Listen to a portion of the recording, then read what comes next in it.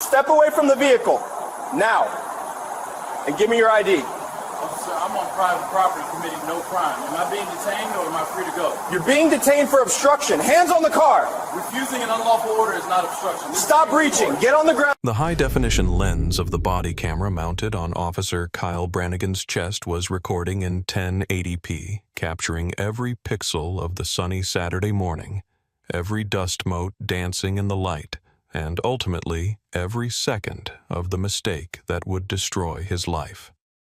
Brannigan, a 27-year-old patrolman with 3 years on the force and a chip on his shoulder the size of Texas, had absolutely no idea that the man he was pulling up behind was not a drug dealer, not a vagrant, and certainly not a criminal. The man methodically wiping down the chrome bumper of a pristine 1969 Ford Mustang Mach 1 was Colonel Marcus Thorne, United States Marine Corps retired. Thorne had led battalions in the Gulf, commanded special operations task forces in the Horn of Africa, and carried shrapnel in his left hip that triggered metal detectors at 3 different airports. He wasn't panicking. He wasn't hiding anything. He was simply enjoying the peace of a Saturday wash, a ritual he had maintained since he returned stateside 15 years ago. But before we get into the details of this infuriating encounter, I need you to take a second. Pause the video, scroll down, and let me know in the comments. Do you think law enforcement officers today receive enough training on how to respect our veterans? Type yes or no. This story is going to make your blood boil, and you need to see how it ends. Marcus Thorne stood 6'2", his posture as straight as a plumb line despite the ache in his joints that came with humidity. At 58 years old, his hair was graying at the temples, cut in a high and tight that hadn't changed since Paris Island. He wore a simple gray t-shirt with no logos, well-fitted blue jeans, and polished work boots. To the casual observer, he was just an older black man taking care of a classic car. To Officer Brannigan, who was cruising the parking lot of the self-service car wash looking for activity, Thorne fit a profile. Brannigan had been told by his field training officer years ago that drug dealers often used loud self-service car washes to conduct transactions under the noise of the sprayers. He had also been told that expensive vintage cars in this particular district usually meant new money from illicit sources. It was lazy police work, the kind based on assumptions rather than intelligence, but Brannigan prided himself on being a wolf hunter. He parked his cruiser at an angle blocking the exit of the wash bay. It was an aggressive move designed to establish dominance before a word was even spoken. Thorne noticed the cruiser in his peripheral vision. He didn't turn immediately. He finished drying the rear quarter panel with his microfiber cloth, folded it neatly, and placed it in the bucket. Only then did he turn to face the officer. Thorne's face was a mask of calm discipline. He had stared down warlords and negotiated with tribal leaders who had AK-47s pointed at his chest. A 20-something cop with a bad attitude didn't elevate his heart rate by a single beat. Brannigan stepped out of the vehicle, adjusting his duty belt. He didn't wave. He didn't say hello. He walked with his hand resting near his holster, chest puffed out sunglasses hiding his eyes. "Hey, you," Brannigan called out, his voice echoing slightly against the tiled walls of the wash bay. "Step away from the vehicle." Thorne remained standing by the driver's side door. He didn't step away, but he didn't advance either. He kept his hands clearly visible hanging loosely at his sides, a non-threatening posture that every veteran knows is actually a position of readiness. "Is there a problem, officer?" Thorne's voice was a deep baritone, steady and devoid of fear. "I said step away from the vehicle," Brannigan repeated louder this time, closing the distance. "And let me see some ID." Thorne looked at the young man.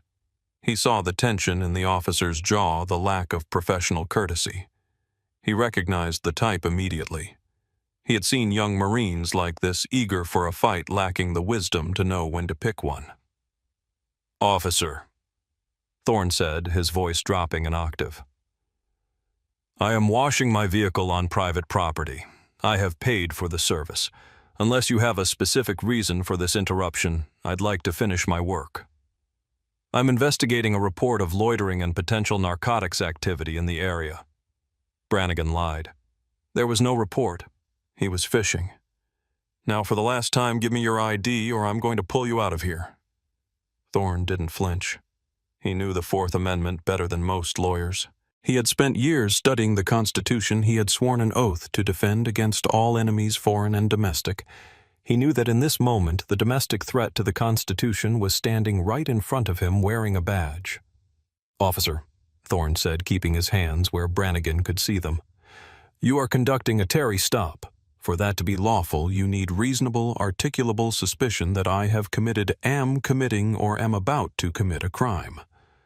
Loitering while washing a car at a car wash is not a crime, and a vague reference to narcotics activity without specific facts linking me to it does not meet the legal standard for a detention. I am not obligated to provide identification unless I am being lawfully detained for a specific crime." Brannigan stopped. He blinked behind his sunglasses.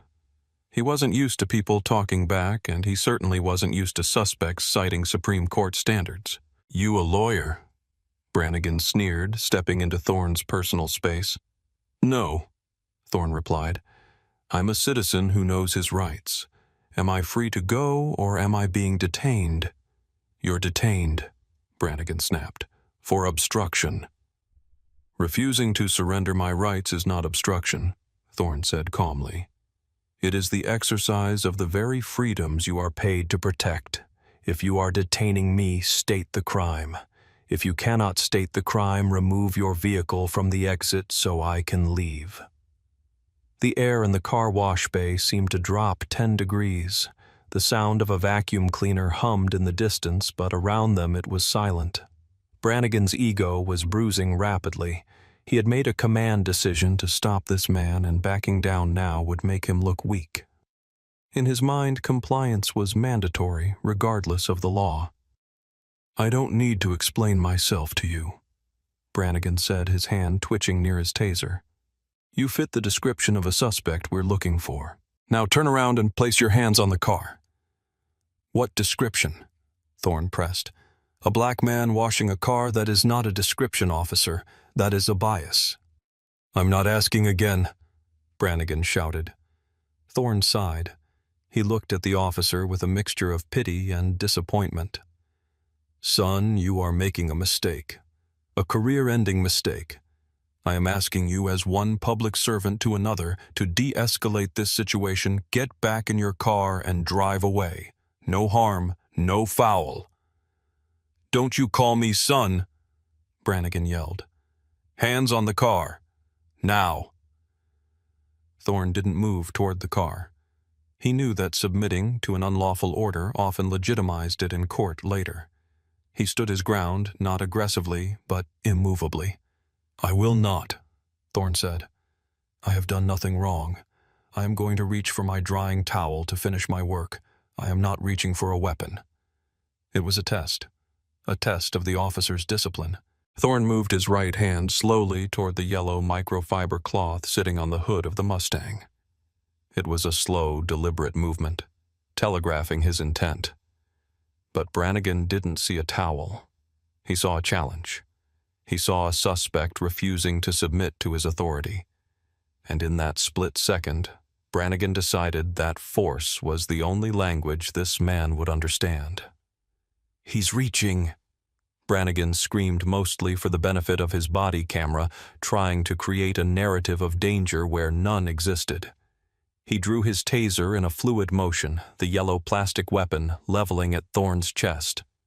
"Get on the ground. Get on the ground now, or I will tase you." Thorne froze. He looked at the prongs of the taser.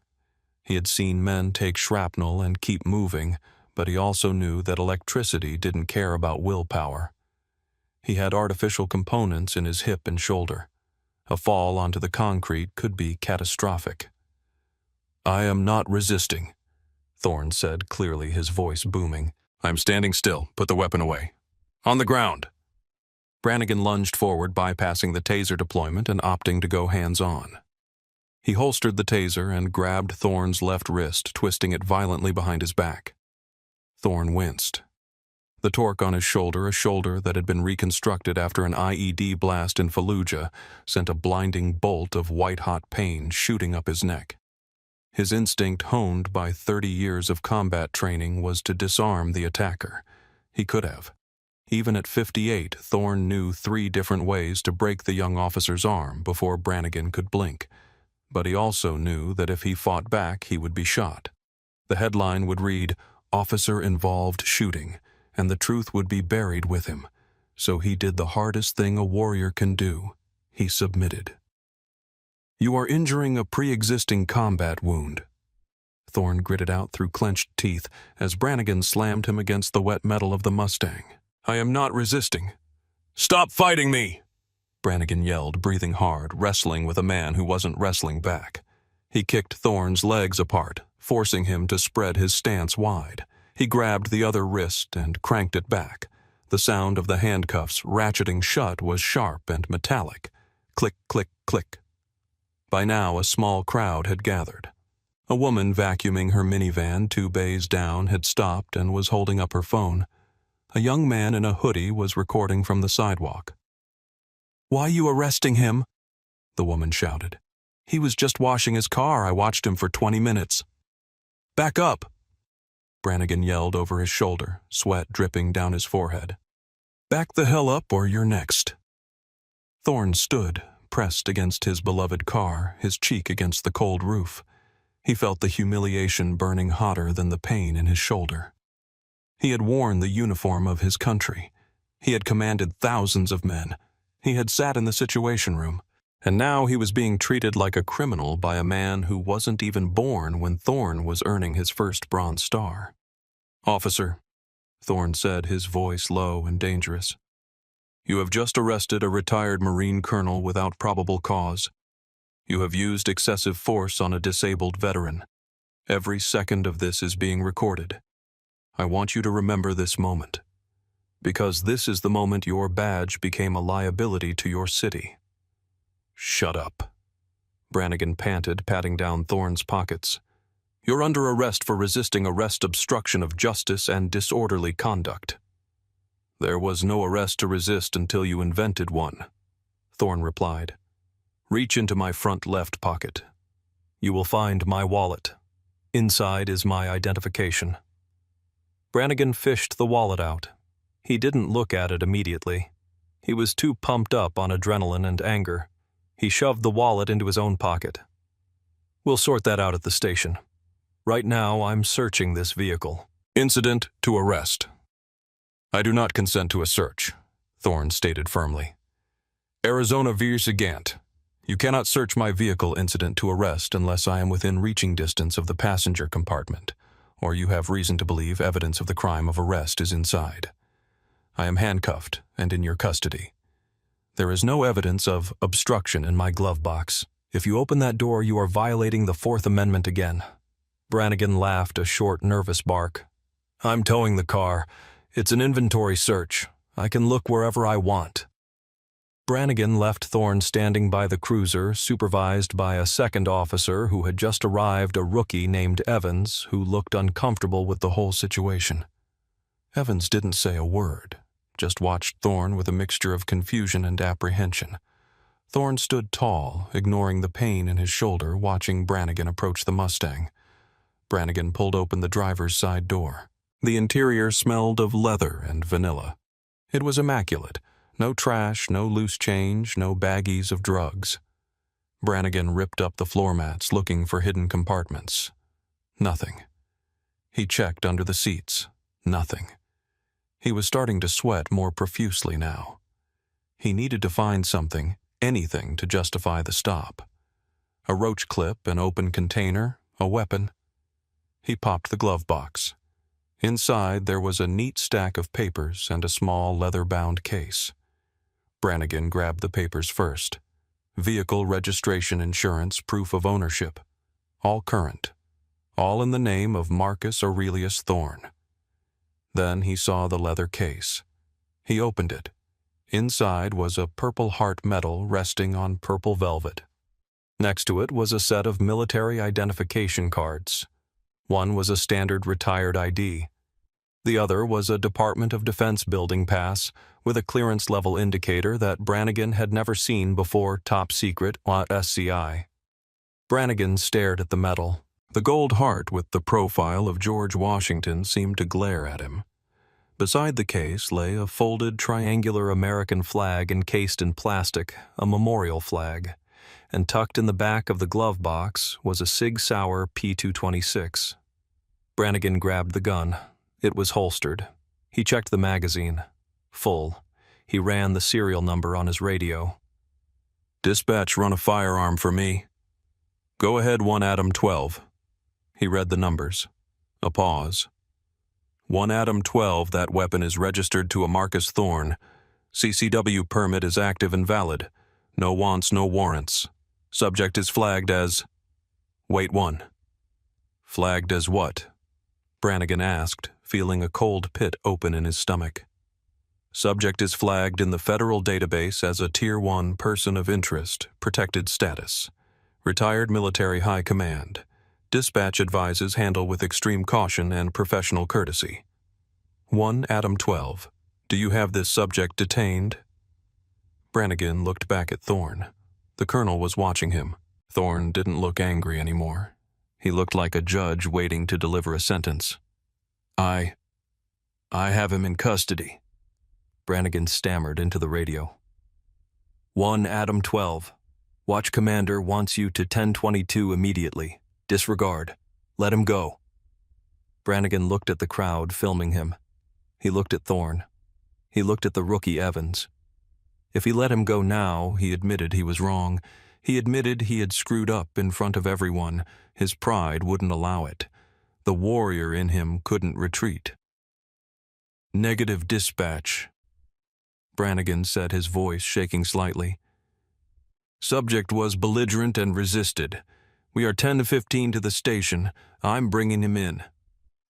He slammed the glove box shut, tossing the Purple Heart back in carelessly. He walked back to Thorne. Found a gun, Brannigan said, trying to sound tough. A legal firearm, Thorne corrected, which you now have to account for. Get in the car, Brannigan said, grabbing Thorne's arm and shoving him toward the back seat of the cruiser. He pushed Thorne's head down roughly. Thorne maneuvered his stiff legs into the cramped plastic seat. The doors slammed shut. The cage separated them. As Brannigan drove away, the crowd continued to film. Thorne sat in the back, eyes closed, breathing through the pain in his shoulder. He wasn't praying for himself. He was praying for the young officer. Because Marcus Thorne knew that once he made his phone call, the storm that was coming would be biblical. The ride to the precinct took 12 minutes. Brannigan played the radio loud, trying to drown out the silence from the back seat. He was trying to convince himself he had done the right thing. He didn't listen, Brannigan thought. You have to listen to police. That's the rule. But the image of that Purple Heart kept flashing in his mind. They pulled into the sally port. The heavy steel doors rolled down behind them. Brannigan hauled Thorne out of the car. Thorne's legs were stiff, and he stumbled slightly. Brannigan jerked him upright. Watch your step, he muttered less aggressively than before. They walked into the booking area. The smell of stale coffee and industrial cleaner hit them. Behind the high desk sat Sergeant Thomas Miller. Miller was 62, a relic of the old breed. He had a mustache that could scrub a pot and eyes that had seen every lie a human being could tell. He was reading a newspaper, a habit he refused to break for a smartphone. Miller looked up as Brannigan wrestled Thorne toward the bench. Miller's eyes went from Brannigan to Thorne, and then they stopped. Miller squinted. He stood up slowly, the newspaper sliding to the floor. Kyle? Miller said, his voice strangely quiet. What do you have there? Resisting obstruction disorderly. Brannigan rattled off. Refused to ID became combatant. Miller walked around the desk. He didn't look at Brannigan. He walked straight up to Thorne. Miller looked at the way Thorne held himself even in cuffs. He looked at the high and tight haircut. He looked at the scar on Thorne's neck, a faint white line left by a sniper's bullet in 1991. "Colonel," Miller asked, his voice trembling. Thorne looked at the sergeant. He recognized the tone. "Sergeant." Thorne nodded. "I believe I am currently a prisoner of war in my own country." Miller's face went white. He turned on Brannigan with a speed that belied his age. "Take those cuffs off, now!" "Sarge, he resisted, I said, take them off!" Miller roared, the sound echoing off the concrete walls. "Do you know who this is? This is Colonel Marcus Thorne. He commanded the 1st Marine Division. My brother served under him in Fallujah. He's a goddamn war hero, you idiot." Brannigan froze. The keys felt slippery in his hand. He wouldn't show me ID." Miller snatched the keys from Brannigan's hand. He spun Thorne around and unlocked the cuffs with gentle, trembling hands. "Colonel, I am so sorry. I am so sorry." Thorne rubbed his wrists. The skin was chafed and bleeding slightly. He rolled his shoulder, a sickening pop audible in the quiet room. "Thank you, Sergeant. I need you to log that injury, and I need to see your captain. Immediately." "He's in his office, sir. I'll get him." Miller glared at Brannigan. "You, sit in that chair. Don't move. Don't speak. Don't even breathe until I tell you to." Brannigan sat. The adrenaline was gone, replaced by a cold, creeping dread. He watched Thorne massaging his wrist. Thorne didn't look at him. Thorne was looking at the booking camera, ensuring his face and his condition were being recorded. Captain Reynolds burst through the door 2 minutes later, trailing Miller. Reynolds was a politician in uniform, always worried about optics. He took in the scene, the furious sergeant, the terrified rookie, the sullen Brannigan, and the calm, dignified black man standing in the center of the room like a statue of judgment. "Colonel Thorne," Reynolds said, extending a hand. "I'm Captain Reynolds. There's obviously been a terrible misunderstanding. Please come to my office.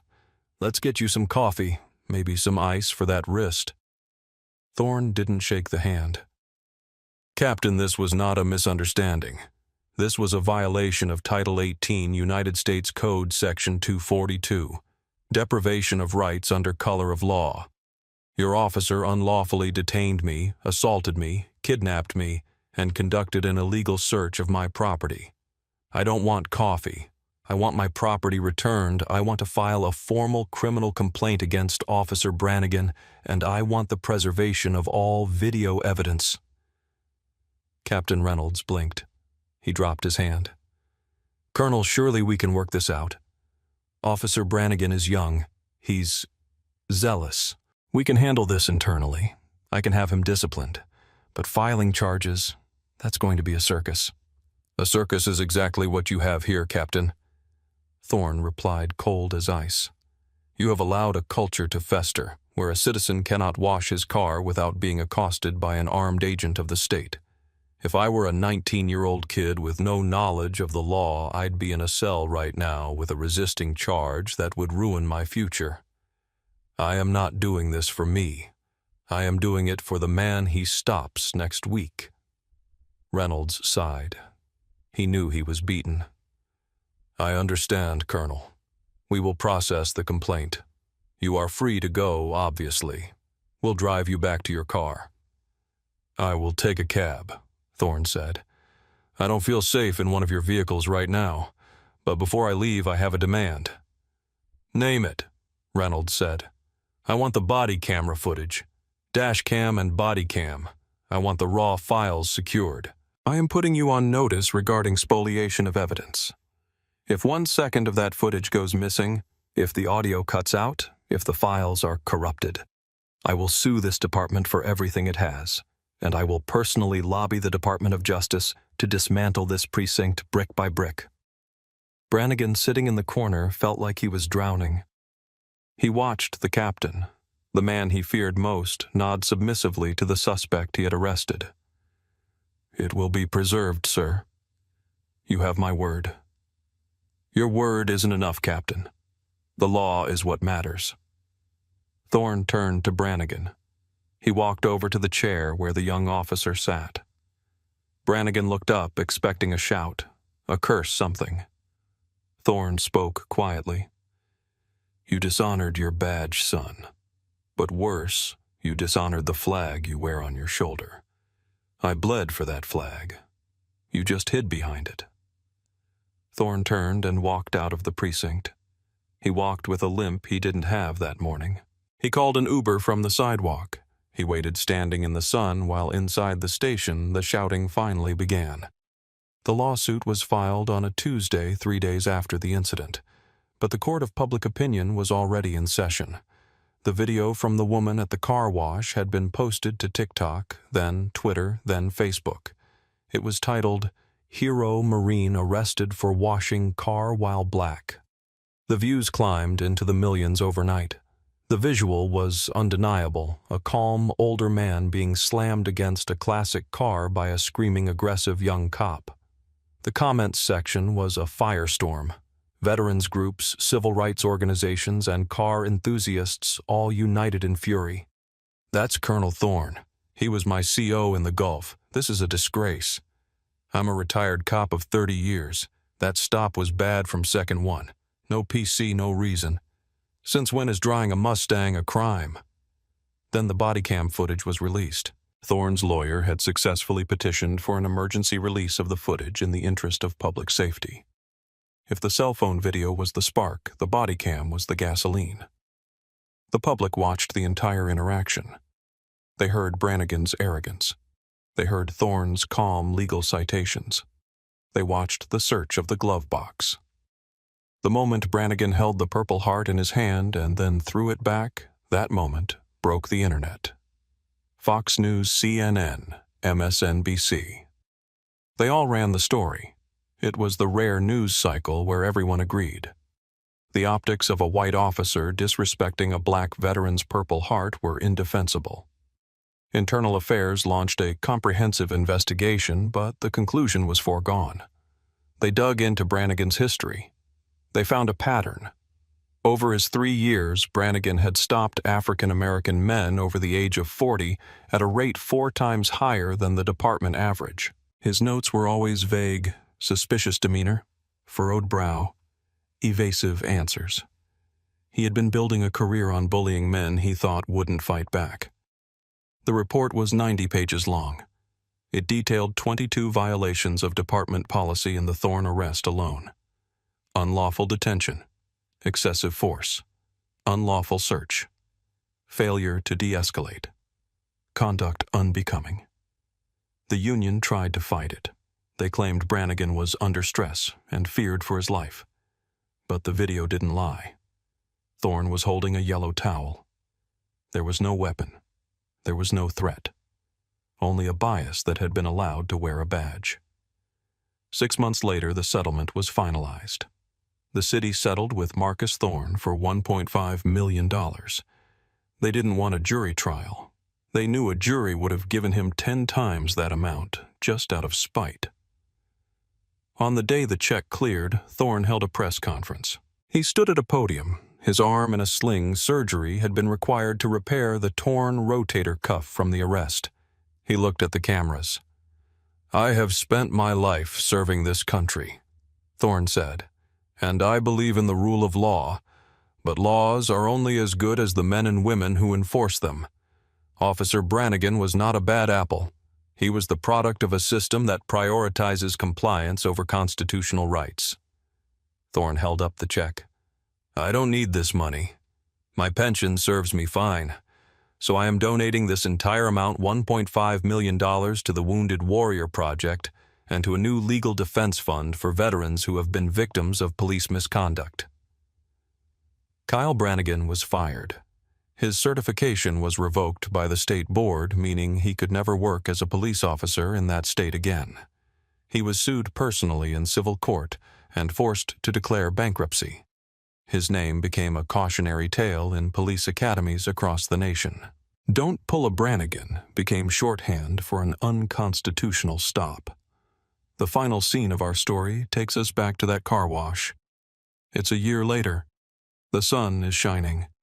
The 1969 Mustang is there gleaming in the light. Marcus Thorne is there too. His shoulder is stiff and he can't lift his left arm above his head anymore, so he has to use a step stool to dry the roof. He wipes the water away, revealing the deep, flawless paint beneath.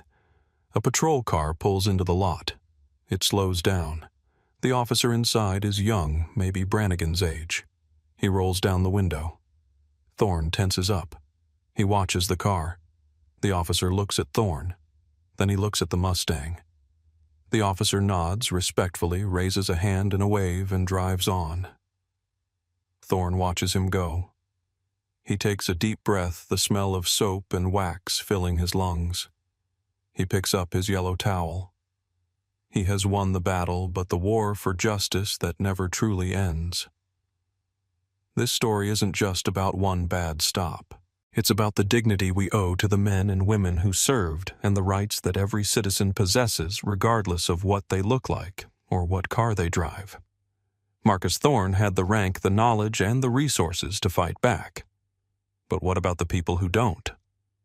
What about the 19-year-old kid who gets scared and pleads guilty just to go home? If this story moved you, if you believe in holding power accountable, I need you to do two things. First, share this video with a veteran you know. Second, ask yourself, if you were in Colonel Thorne's shoes, would you have kept your cool? Let me know in the comments below. Thanks for watching. Stay safe, know your rights, and never stop holding the line. See you in the next one. Ma'am, you are trespassing. Okay. License now, or I will remove you from the vehicle. Officer, this is my property. I own this building. You are standing on my land. You don't look like an owner. The tenant called. You don't belong here. You are refusing to verify ownership. Officer Derek Thorne had been wearing the badge of the Savannah Police Department for 6 years when he made a decision that would not only end his career, but cost the city's taxpayers a staggering $6.4 million. He was 29 years old, confident to the point of arrogance, and possessed a service record that walked the fine line between aggressive policing and outright harassment. He was the type of officer who believed that his intuition was a finely tuned instrument, never suspecting that it was actually calibrated by deep-seated bias. One sunny Tuesday morning in a private parking lot behind a beautifully renovated historic warehouse in the Starland district, he initiated a traffic stop that wasn't a traffic stop. It was a confrontation with Dr. Evelyn Vance, a 58-year-old retired neurosurgeon and prominent real estate developer. What Thorne did next, ignoring her property rights, mocking her explanation, and arresting her on her own land, would become a definitive case study in how assumption and authority can collide with catastrophic results. Before we get into the details of how a simple parking dispute turned into a federal civil rights lawsuit, I want to ask, where are you joining us from today?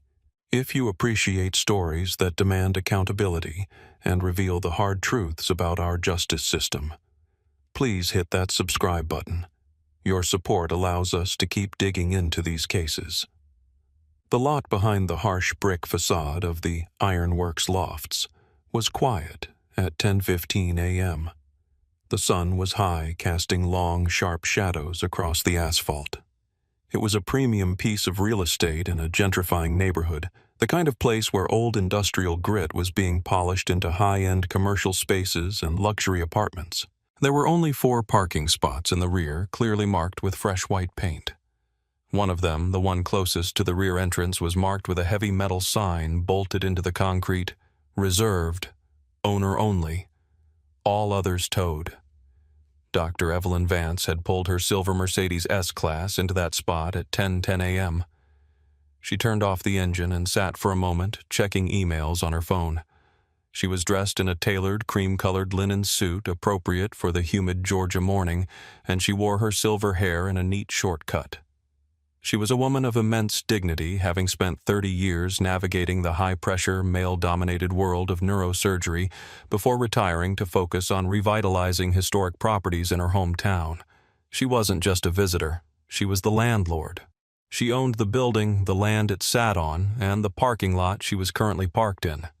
She was preparing to meet a contractor to discuss the final renovations on the 3rd floor. She had zero reason to believe that sitting in her own car on her own property would make her a suspect in a crime. But to Officer Derek Thorne, who was cruising down Bull Street when the dispatch call came in the sight of a luxury car in a restricted area, didn't signal owner. It signaled problem. Thorne swung his patrol unit into the alleyway, the tires crunching on the gravel transition before hitting the smooth pavement of the private lot. He saw the Mercedes. He saw the black woman behind the wheel. And he saw the reserved sign. In Thorne's mind, the equation was simple. He didn't run the plate. He didn't pause to observe. He pulled his cruiser directly behind the Mercedes, blocking it in at a sharp angle, effectively trapping Dr. Vance. He put the car in park, adjusted his utility belt, and stepped out into the sunlight. He wasn't there to ask questions. He was there to enforce order, unaware that he was about to pick a fight with a woman who had saved more lives in a single week than he had impacted in his entire career. To understand how Officer Thorne arrived at that parking lot with his mind already made up, we have to rewind 30 minutes and look at the man who made the call. Julian Gantry was 36 years old, a high-end interior designer who had recently leased the ground-floor commercial space of the Ironworks building for his showroom. Gantry was new to the city, having moved from a larger metropolitan area with a specific vision of how his surroundings should look. He was meticulous, demanding, and unfortunately prone to viewing anyone he didn't recognize as a threat to the aesthetic and safety of his business. Gantry had never met his landlord in person. All his dealings with the Vance Development Group had been through property managers and lawyers. He had no idea that the Vance on his lease was a black woman who had grown up 3 streets over when this neighborhood was still segregated. At 9:45 a.m., Gantry was arranging a display of imported fabric swatches in his front window when he saw the silver Mercedes pull into the rear lot. He watched through the back glass door. He saw Dr. Vance sitting in the car looking at her phone. She didn't get out immediately. To Gantry, this was suspicious behavior. Why was she just sitting there? Was she casing the building? Was she waiting for a drug deal? Was she an unauthorized delivery driver taking a break? The reserved sign was for the owner, and in Gantry's subconscious bias, the woman in the car didn't fit his mental image of a commercial property owner. He watched her for 10 minutes. The longer she sat, the more agitated he became. He felt a sense of ownership over the building. He was the paying tenant after all, and he decided he needed to protect the premises. He pulled out his smartphone and dialed the non-emergency police line, a number he had saved in his contacts. "Dispatch, this is Julian Gantry at the Ironworks lofts. I need an officer to come by. We have a suspicious vehicle in the private rear lot." The dispatcher asked the standard questions. "Can you describe the vehicle and the occupant?" "It's a silver Mercedes. Older model." Gantry lied. It was brand new. "There's a woman sitting in it, African-American, maybe 50s. She's been just sitting there for 20 minutes. She's parked in the owner's spot, and I know for a fact she's not the owner. She's refusing to leave." "Have you asked her to leave, sir?" the dispatcher asked. "I don't feel safe approaching her," Gantry said, his voice dipping into a theatrical whisper. "She looks unstable.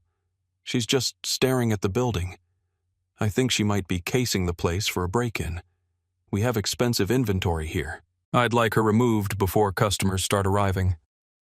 The call was logged as a suspicious person trespassing complaint. The nuance of Gantry's bias was flattened into police code. When the call went out over the radio, it didn't say, "tenant unsure of person in lot." It said, "trespassing in progress, subject refusing to leave. Complainant alleges subject is casing the business." Officer Thorne picked up the call. He was 2 blocks away. He heard trespassing and casing the business, and his adrenaline spiked. He had a reputation in the precinct for being proactive, a euphemism his sergeant used in performance reviews to describe Thorne's tendency to escalate minor infractions. Thorne had been reprimanded twice in the last year for discourtesy, but he viewed himself as a soldier in a war on disorder. As he drove toward the ironworks lofts, Thorne visualized the suspect. He didn't picture a neurosurgeon. He pictured someone looking for an opportunity to steal. He pictured a confrontation. By the time his boots hit the asphalt of the parking lot, he wasn't approaching a citizen to investigate. He was approaching a criminal to apprehend. He had the facts from the dispatcher, and he didn't need anything else. The narrative was written. Dr. Vance was about to become a character in a story she hadn't agreed to join. Dr. Evelyn Vance looked up from her phone when the shadow of the police cruiser fell across her windshield.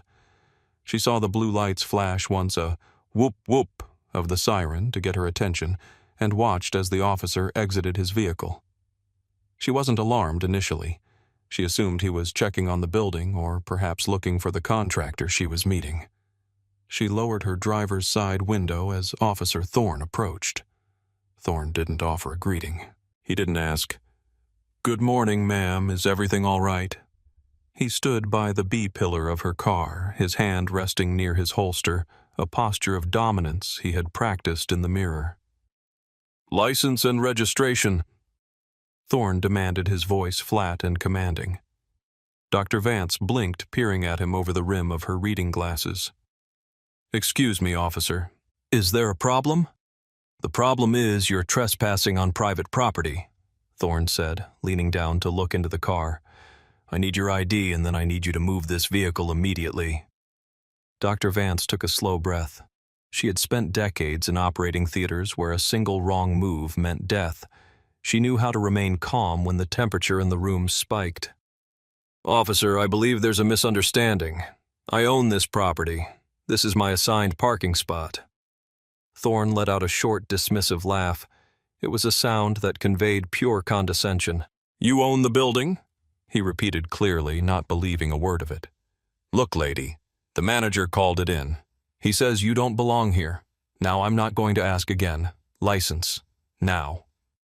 "I am the owner, not the manager." Vance corrected him, her voice firming up. "My name is Dr. Evelyn Vance. The deed to this property is on file with the county, and I have digital copies of the ownership documents on my tablet right here. If you will allow me to show you—" "I don't need to see your iPad," Thorne snapped, cutting her off. "I need to see a driver's license. You are operating a motor vehicle on a public roadway." "I am parked on private property." Vance interrupted, her patience thinning. "I am not on a roadway. I have committed no infraction. I am happy to provide my identification to verify my ownership of this lot, but I will not be treated like a suspect on my own land." Thorne's face reddened. He hated being corrected, especially by someone he had already categorized as a subordinate. "You're refusing a lawful order," he said, his voice rising. "I don't care what you think you own. This is a trespassing investigation.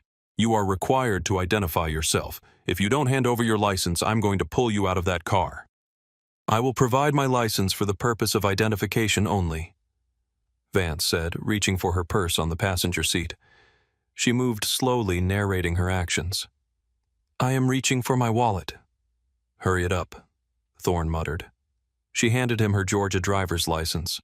Thorne snatched it. He glanced at it, then looked back at her. "Evelyn Vance. Okay, Evelyn. Here's how this works. The tenant says you're loitering. You're making people nervous, so you're going to start that engine and you're going to leave." "I am not leaving," Vance said, staring straight into his sunglasses. "I have a meeting here in 10 minutes. The tenant, Mr. Gantry, I presume, is mistaken. If you would simply call your supervisor or allow me to show you the deed." "I'm not calling anyone." Thorne stepped back, putting his hand on his radio. "You're giving me that sovereign citizen crap about deeds and rights. It doesn't fly with me. You are trespassing. I am ordering you to leave.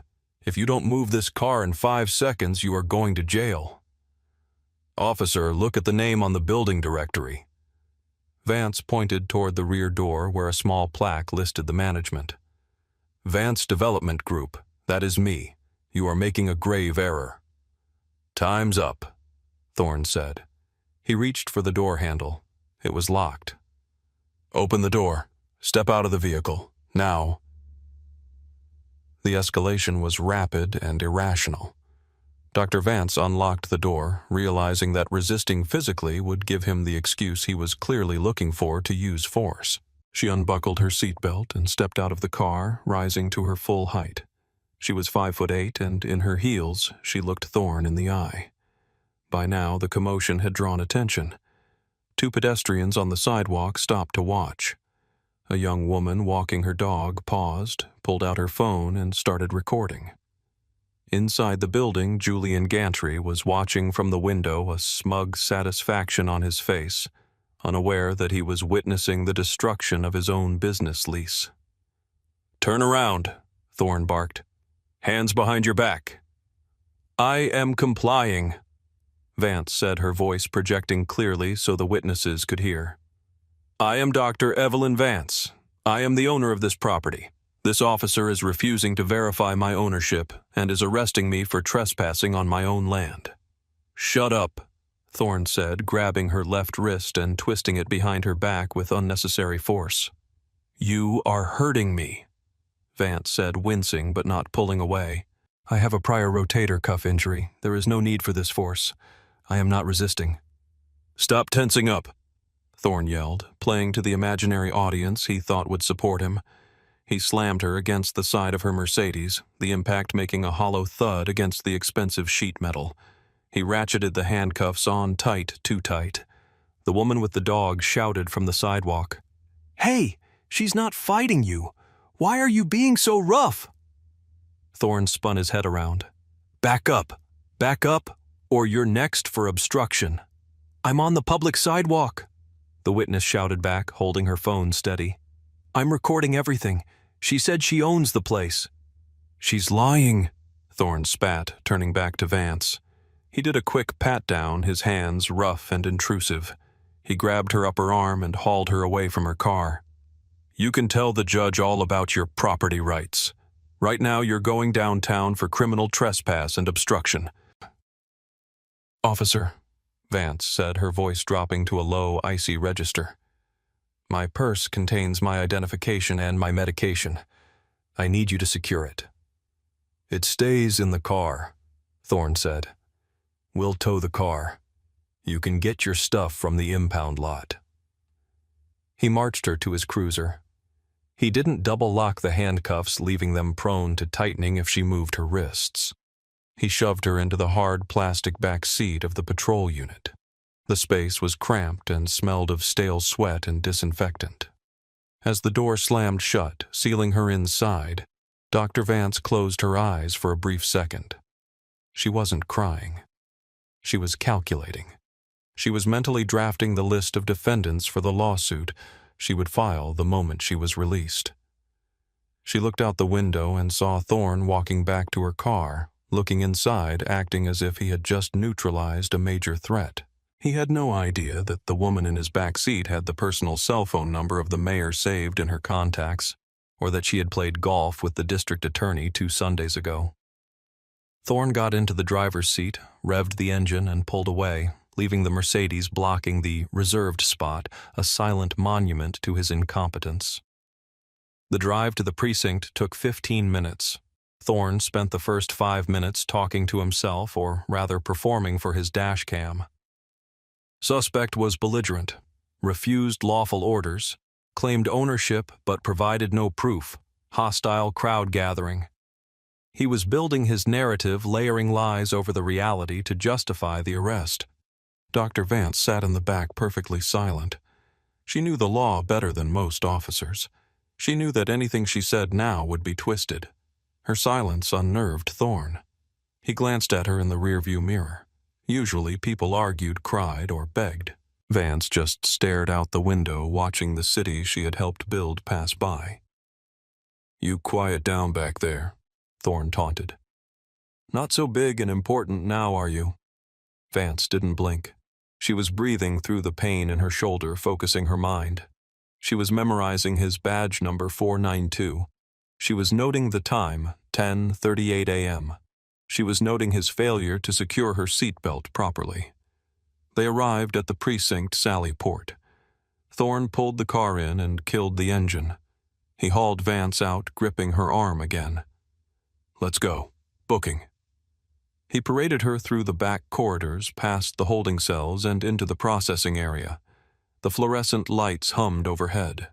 It was busy. Officers were typing reports. Suspects were being fingerprinted. Thorne walked her up to the main desk where Sergeant Thomas Miller sat. Sergeant Miller was 55 years old, a veteran of the force who had seen it all. He was tired, nearing retirement, and possessed a low tolerance for rookie mistakes. He was looking down at a file when Thorne approached. "What do we have, Thorne?" Miller asked without looking up. "Trespassing," Thorne announced proudly. "Refusal to leave, disorderly. Claimed she owned the ironworks building, sovereign citizen type." Miller looked up. He saw Officer Thorne. Then he looked at the woman in handcuffs standing next to him. Miller's face went pale. He didn't just see a suspect. He saw the woman who 3 years ago had led the surgical team that removed a glioblastoma from the chief of police's brain. He saw Dr. Evelyn Vance, a woman who was a fixture at the Police Foundation charity galas. Miller stood up slowly. "Thorne," he said, his voice dangerously quiet. "Do you know who this is?" "Yeah, Evelyn Vance," Thorne said, oblivious to the shift in the room's atmosphere. "She was causing a scene at the—" "Take the cuffs off," Miller interrupted. Thorne blinked. "Sarge, she's under arrest. She refused to—" "I said." Miller walked around the desk, moving with a speed that belied his age. "Take the handcuffs off her. Right, now." The entire booking room went silent. Other officers stopped what they were doing. Thorne, confused and suddenly defensive, pulled out his key. "Sarge, I'm telling you, the manager called it in. She was loitering." Miller ignored him. He looked at Dr. Vance. "Dr. Vance, I am so incredibly sorry. Are you injured?" Thorne froze as the cuffs clicked open. "Dr. Vance." Dr. Vance rubbed her wrists. There were deep red indentations where the metal had bitten into her skin. She looked at Miller, then slowly shifted her gaze to Thorne. "Sergeant," she said, her voice calm but carrying the weight of a sledgehammer. "This officer refused to verify my identity. He refused to look at the property deed. He assaulted me. He kidnapped me from my own property. And he has left my vehicle unsecured in an alleyway." Miller turned to Thorne. The look in the sergeant's eyes was one of pure disbelief and fury. "You arrested the landlord for trespassing on her own property." The guy on the phone said." Thorne stammered, the confidence draining out of him like water from a cracked bucket. "Did you run the property records?" Miller asked. There wasn't time. She was being aggressive." "Did you verify ownership?" Miller stepped closer. "No," Thorne whispered. "Go to the captain's office." Miller pointed. "Give me your badge. Give me your gun. Sit there and do not speak to anyone." The next hour was a blur of administrative panic for the department and a slow, cold realization of doom for Derek Thorne. Captain Reynolds, the precinct commander, was called out of a budget meeting. When he was briefed on the situation that one of his officers had arrested Dr. Evelyn Vance for parking in her own spot, he reportedly threw his pen across the room. Dr. Vance was ushered into a conference room, not a cell. She was offered water, coffee, and an ice pack for her wrists. She declined all of it. "I want my lawyer," she said, "and I want the body camera footage secured immediately before it can be lost or corrupted." "It's already being pulled, Doctor," Captain Reynolds assured her, his forehead glistening with sweat.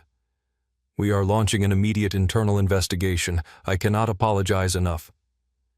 "Apologies are for accidents, Captain," Vance said. "This was not an accident. This was a choice based on what that officer saw when he looked at me."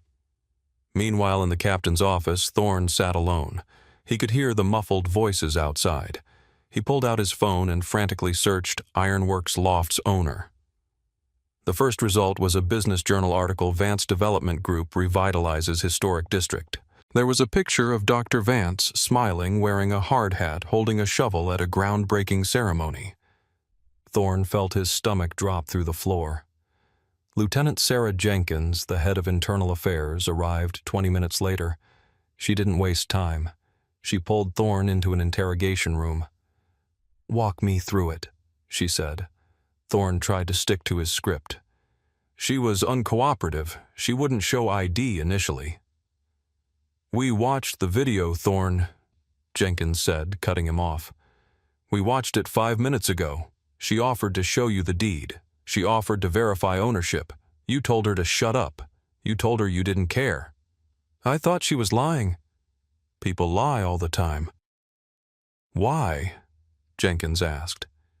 "Why did you think she was lying? She had a Mercedes key. She was dressed professionally. She was calm. What about her made you assume she couldn't possibly own that building?" Thorne opened his mouth, then closed it. He knew the answer. Jenkins knew the answer. The union representative sitting next to him knew the answer. "The caller, the tenant." Thorne tried to pivot blame. "The tenant is a civilian," Jenkins said. "You are a sworn officer. Your job is to investigate, not to act as a private security guard for a biased caller. You have the tools to verify property records in your car. It takes 30 seconds. You didn't do it."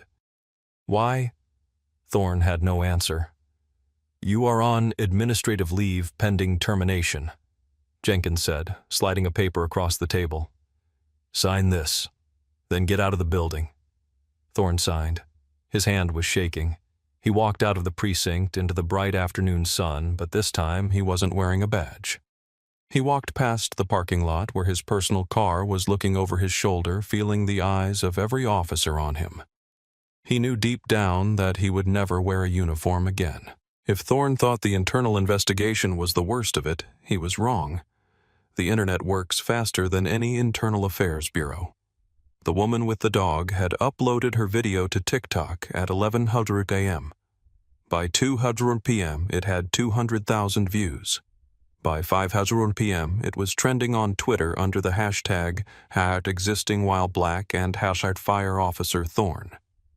The title of the video was simple and incendiary: "Cop arrests landlord for parking in her own spot." The video was damning. It showed Dr. Vance calm and composed, stating clearly that she owned the property. It showed Thorne aggressive and dismissive, twisting her arm. It showed the moment he slammed her against the car. The contrast between Vance's dignity and Thorne's brutality was impossible to ignore. The comments were a landslide of outrage. "He didn't even check. She begged him to check the papers." The way he looked at her, he just decided she was a criminal. "Wait, she's a neurosurgeon. This guy arrested a brain surgeon for parking." The lawsuit was filed 3 days later.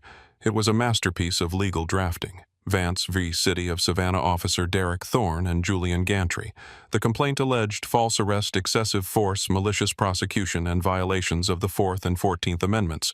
It specifically targeted the racial profiling aspect, arguing that Thorne's refusal to investigate was rooted in a discriminatory assumption that a black woman could not be the property owner.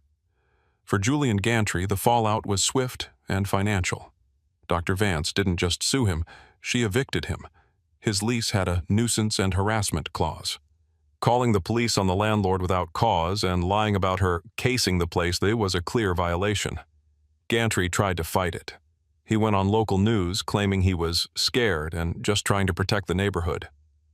It backfired spectacularly. The public saw a gentrifier calling the cops on a local legend. His interior design business was flooded with 1-star reviews. Clients pulled their contracts. Within 2 months, Gantry had closed his shop and moved back to Atlanta, his reputation in tatters. For the city, the legal team took one look at the body camera footage and the viral video and told the mayor, "Settle. Do not let this go to a jury. A jury will give her the entire budget of the police department." Thorne's defense qualified immunity crumbled. Qualified immunity protects officers who make reasonable mistakes. There was nothing reasonable about refusing to look at proof of ownership that was offered to you. The judge denied the motion to dismiss stripping Thorne of his protection. He was now personally liable, though the city would ultimately foot the bill to make the problem go away. 10 months later, the settlement was announced. The city of Savannah agreed to pay Dr. Evelyn Vance $6.4 million. It was one of the largest settlements for a non-death police misconduct case in the state's history. Officer Derek Thorne was fired. His certification was revoked by the state board, meaning he could never work as a police officer in Georgia again. At 30 years old, he was unemployed, facing legal debts, and permanently branded by the internet as the face of incompetent bias. But the money wasn't the point for Dr. Vance. She donated a significant portion of the settlement to a legal defense fund for those who couldn't afford to fight back against wrongful arrests. The final chapter of this saga played out in a city council hearing room. The room was packed. Dr. Vance stood at the podium. She wasn't in handcuffs this time. She was in control. "I am a woman of means," Vance said, her voice echoing in the silent chamber. "I have resources. I know the mayor. I know the law. And yet, when Officer Thorne looked at me, he didn't see any of that. He saw a stereotype. He saw a suspect. He saw someone who didn't belong." She paused, looking at the council members. "If this can happen to me on my own property in broad daylight with witnesses recording, imagine what happens to the young man working 2 jobs who is waiting for the bus at night. Imagine what happens to the single mother whose car breaks down. They don't get $6.4 million settlements. They get criminal records. They get their lives destroyed." She leaned into the microphone. "Officer Thorne didn't just make a mistake. He made a choice to value his bias over the truth. And until we fix the culture that allows that choice to be the default, we will be back here again writing another check, apologizing for another tragedy." The room erupted in applause. But as the clapping faded, the heavy silence of reality settled back in. This story isn't just about a bad cop or a nosy neighbor. It's about the invisible scripts that run in people's heads. Scripts that say who belongs where, who looks like an owner, and who looks like a threat. Derek Thorne followed that script, and it cost him everything.